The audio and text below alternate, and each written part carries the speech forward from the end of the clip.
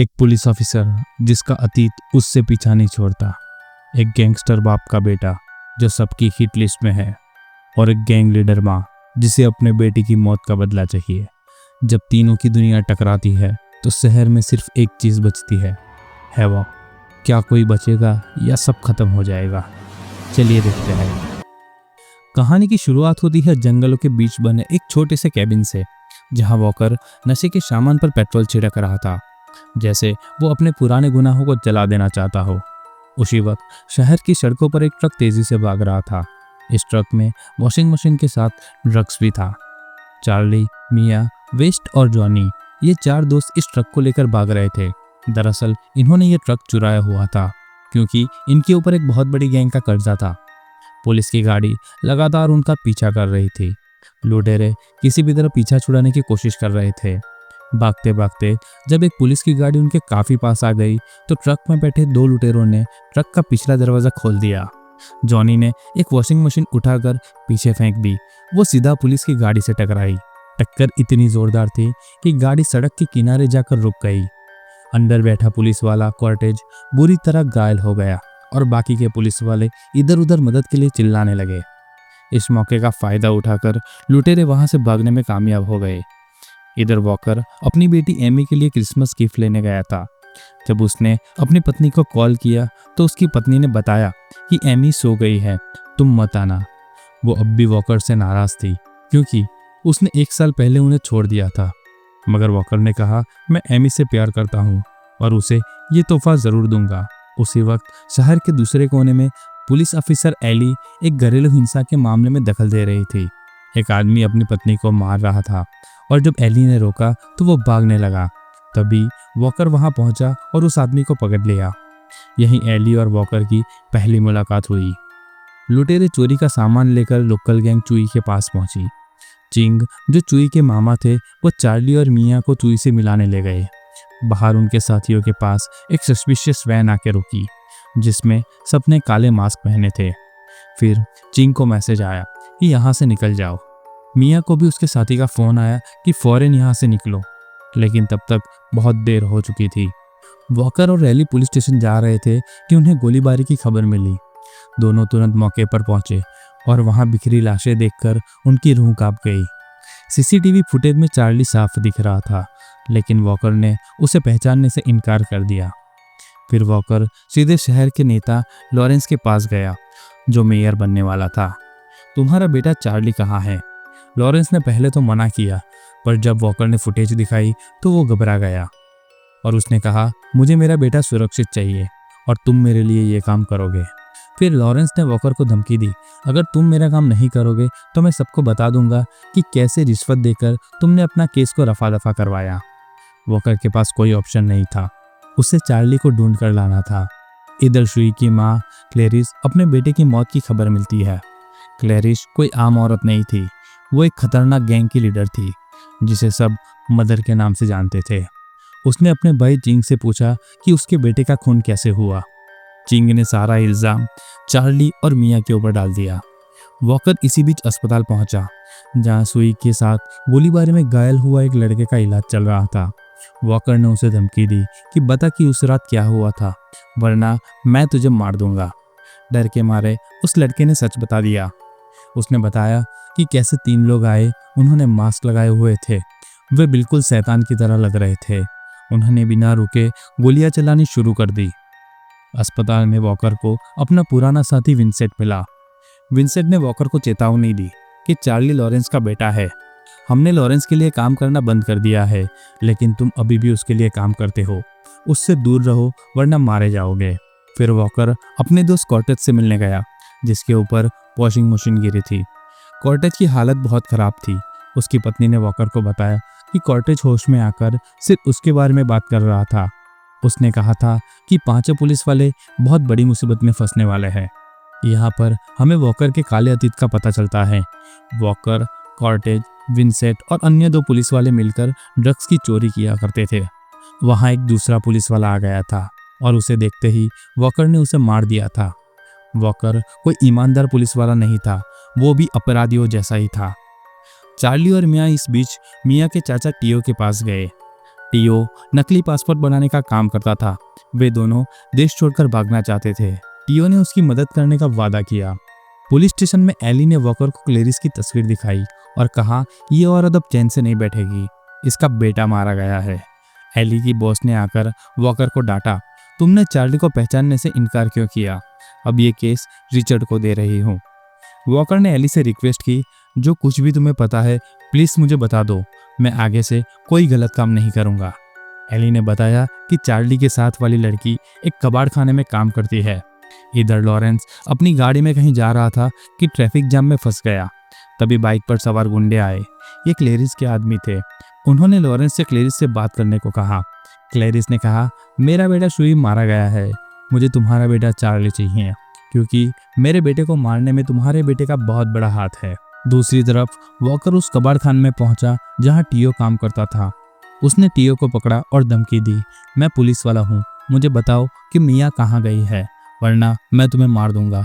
डर के मारे टियो ने सच बता दिया कि उसने उन दोनों के लिए नकली पासपोर्ट बनाए हैं। क्लेरिस अपने भाई चिंग से पूछ रही थी कि शुई की मौत वाली रात वो कहाँ था।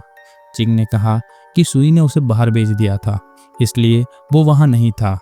तभी जॉनी को पकड़ कर लाया गया। उसने बताया कि मिया कहाँ मिल सकती हैं। वॉकर ने मिया को अननोन नंबर से मैसेज भेजकर पासपोर्ट लेने के लिए बुलाया। मिया जैसे ही पहुंची, वॉकर ने उसे पासपोर्ट दिया और कहा, तुम्हारी जान खतरे में है, मैं पुलिस से हूँ और मैं तुम्हारी मदद कर सकता हूँ, बताओ चार्ली कहाँ है। लेकिन मिया ने कुछ भी नहीं बताया। तभी 3 पुलिस वाले वहां आ गए। ये वही थे जो वॉकर के साथ पहले काम करते थे। मिया घबरा गई और बोली, इन्हीं तीनों में से एक को मैंने बार में गोली चलाते हुए देखा था। विंसेंट ने वॉकर से कहा, इस लड़की को हमें दे दो, इसके बॉयफ्रेंड ने हमारे काफ़ी आदमियों को मारा है। लेकिन वॉकर ने मना कर दिया। इसी बात पर उनके बीच लड़ाई शुरू हो गई और तभी क्लेरिस के आदमी भी वहां आ गए। अब मिया की जान के पीछे 2 गैंग पड़े थे, एक भ्रष्ट पुलिस वाले और दूसरे क्लेरिस के गुंडे। यहीं से शुरू हुई एक जबरदस्त लड़ाई। वॉकर मिया को बचाने की पूरी कोशिश कर रहा था। ओरियाई गुंडे, भ्रष्ट पुलिस वाले सब एक दूसरे के ऊपर टूट पड़े। गोलियों की बारिश में वॉकर ने कई गुंडों को मार गिराया और मिया ने भी हिम्मत नहीं हारी। उसने भी कई दुश्मनों को धूल चटा दी। इसी बीच चार्ली भी वहां पहुंच गया अपनी गर्लफ्रेंड को बचाने के लिए। वॉकर ने दोनों से कहा, मैं तुम्हें जिंदा बचा सकता हूँ, बस मेरे साथ चलो। बार में खून, बारूद और गोलियों की गूंज थी। किसी तरह वॉकर, मिया और चार्ली उस बार से बाहर निकले, लेकिन बाहर क्लेरिस के गुंडे उनका इंतजार कर रहे थे। वही उन्हें पता चला कि जॉनी ने उनका ठिकाना बताया था। वॉकर ने दोनों को अपनी गाड़ी में डाला और फौरन वहां से निकल पड़ा। क्लेरिस के आदमी पीछा करते हुए गोलियां चला रहे थे, लेकिन वॉकर तीनों को किसी तरह वहां से बचाकर निकाल ले गया। इसी लड़ाई में हैस नाम का एक भ्रष्ट पुलिस वाला मारा गया था। वॉकर ने एली को फोन किया और सब कुछ बताया। विंसेंट, जैक और हैस ये तीनों उस रात चुराए गए ट्रक के पीछे नहीं, बल्कि ट्रक में छिपे हुए ड्रग्स के पीछे थे। कॉर्टेज को सब पता है, इसलिए अब ये उसे मारने की कोशिश करेंगे। जल्दी अस्पताल जाओ और उसकी जान बचाओ। एली तुरंत अस्पताल की तरफ निकल गई। उधर विंसेंट ने चिंग को कॉल किया और कहा, वो ड्रग्स जो सुई के पास था हमें आधा चाहिए। लेकिन चिंग ने मना कर दिया, अब वो डील खत्म हो चुकी है, मैं अब यहाँ कुछ और काम से आया हूँ।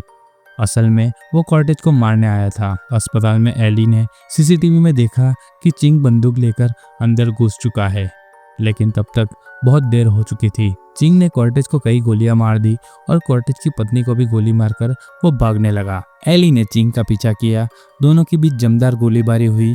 आखिरकार एली ने चिंग को पकड़कर गिरफ्तार कर लिया। इधर वॉकर अपने केबिन में पहुंचकर लॉरेंस को फोन करता है, लेकिन फोन क्लेरिस उठाती है। वो लॉरेंस को अपने कब्जे में ले चुकी थी। वॉकर ने कहा, तुम्हारा बेटा हमारे पास है, आकर ले जाओ। क्लेरिस को वॉकर की लोकेशन पता चल गई। एली ने वॉकर की बीवी से पूछा कि वॉकर कहाँ हो सकता है। उसकी बीवी ने बताया कि वो जंगल के केबिन में रहता है। एली भी उधर निकल पड़ी। विंसेंट और जैक चिंग से डील करने आए, लेकिन वहाँ एली छुपी हुई थी। उसने दोनों को गिरफ्तार कर लिया। केबिन में क्लेरिस के गुंडे पहुंच गए। शुरू हुई एक भयानक लड़ाई। वॉकर, चार्ली और मिया तीनों ने मिलकर गुंडों का सामना किया। गोलियों की बारिश में कई गुंडे मारे गए।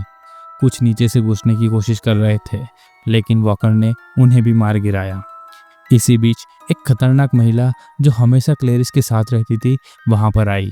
उसने वॉकर पर हमला कर दिया और उसे बुरी तरह पीटा, लेकिन वॉकर ने हिम्मत नहीं हारी और आखिरकार उसे भी मार गिराया। इसी बीच क्लेरिस के लोग चार्ली और मिया को पकड़कर बाहर लेके आए।